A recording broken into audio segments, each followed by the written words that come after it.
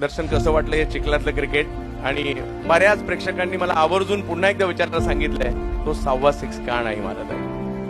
जर मॅच चेसिंगमध्ये असेल तर मी 6.5 नक्कीच मारेन, कारण माझ्या टीमचं पण विजय कसा असेल ते बघावं लागेल मला. जर गरज नसेल तरच मी मारणार नाही. कधी किती पण लागले पैसे तरी मारणार नाही सर. हा बात आहे. कितीही पैसे लागतात.